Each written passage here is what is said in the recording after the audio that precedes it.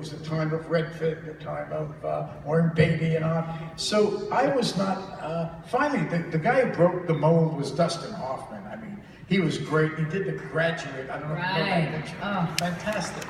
And he sort of started to break the mold, as did Marlon Brando early on, in a way. So I was in pretty good company. And yet they didn't want anything to do with me.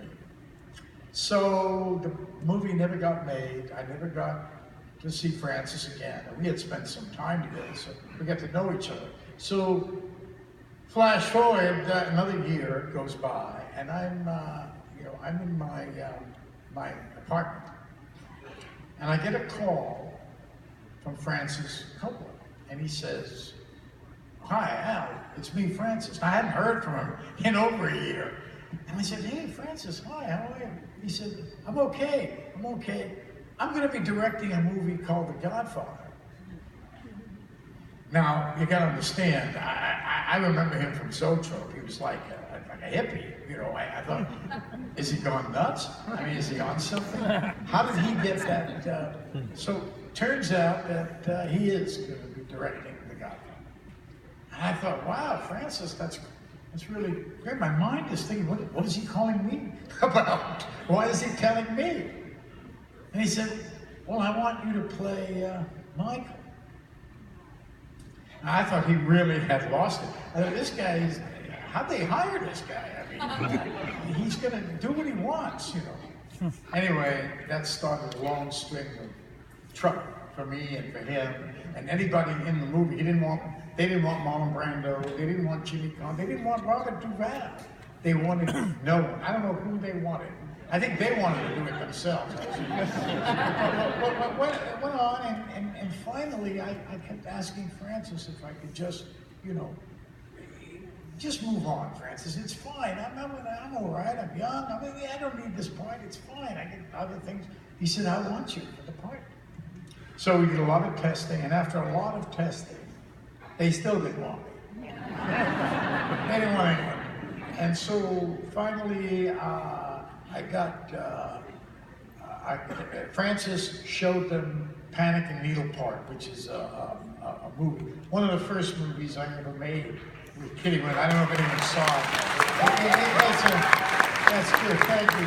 It's a beautiful movie, a very unusual movie. It's like Romeo and Juliet on drugs, but they're very sweet in love. Yeah, right. They are in love. It's very sweet. So they saw 8 minutes of it. The great Jerry Schatzberg directed it, and he showed them 8 minutes of the movie, and they hired me based on that. So that wasn't enough. I started filming, and they didn't want me anymore. I mean, I gotta get up if it's all right. Yeah. So I'm there. I'm fooling around. I'm trying to do the part. I was working on the role for a long time. And Francis was bearing with it too, but he was getting a lot of criticism. All people on the set, except for Marlon, who was very good to me, and he was very encouraging to me.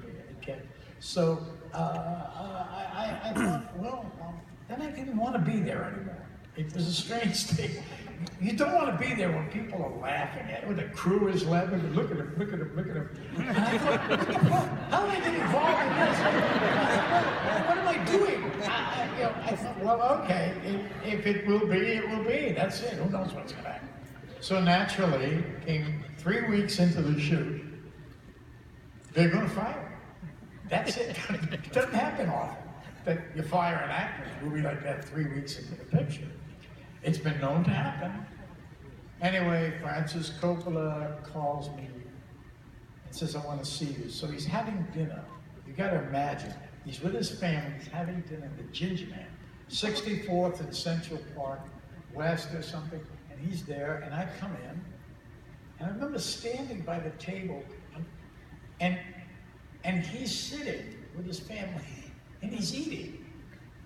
And I'm standing there, he says, hi, and he doesn't invite me to sit down. So I thought there's a little trouble here. So I'm just gonna stay here like this. So I said, okay, so you tell me, Francis, what's going on? He says, well, I think they're gonna let you go. I said, oh, really? what am I doing wrong? He said, well, pretty much everything. You know? I said, well, okay.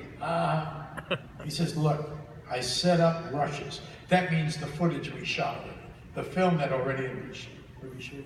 He said, it's at the Paramount Theater. I'm setting it up for you to look at yourself. So you go look at yourself, come back to me, and we talk. I said, okay, sure, I'm gone. So I went to look at the footage. I thought, what am I going to see? So film goes on, and I'm looking, and I'm thinking, well, that's not very good. Well, that's not really very good either. But there's nothing to be very good about. I mean, it's all sort of frivolous stuff. Nothing that demands something that I would imagine. So I thought, because my plan was, and I'll let you in on a secret, I had planned to go very slow from the start.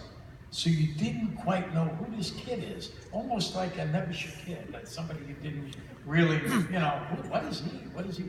And I thought that would help with the transition later on when I become, you know, the Godfather. And I thought, wow, like the impact of the role would be, you know, where did he come from? I think it would have some power. That was what I thought. And I spent many, many, many hours thinking about that. I would walk from 91st and Broadway all the way down to the Village and back again, just thinking about those things, you know, going over and over that stuff. And so finally, I thought, what am I going to tell him? I know he's not going to understand this. He's going to say, what? I got a movie to make here. You're thinking about what's going to happen in the future. So I didn't say it. I just said the classic actor line. I see, Francis. Yes, you're right. When in doubt, actors, just tell the director he's right. So he was smart, though. He made sure that we had the Saluzzo scene. He rescheduled the Saluzzo scene where Michael shoots the two guys, the cop and the other guy. And we did that scene that week. Wasn't we going to fire him? The Russians came in, they saw the scene, they kept it. So that's that story. You know, you start to feel a little weird, you know, but it took on a certain tone. The whole movie, Godfather 2 also, it was a struggle. But that's that story. You know what I'm going to do a little later? I'm going to show you a scene from The Godfather now that I've informed you of this stuff. Be interesting the way you see it now that you know some of the stuff. Very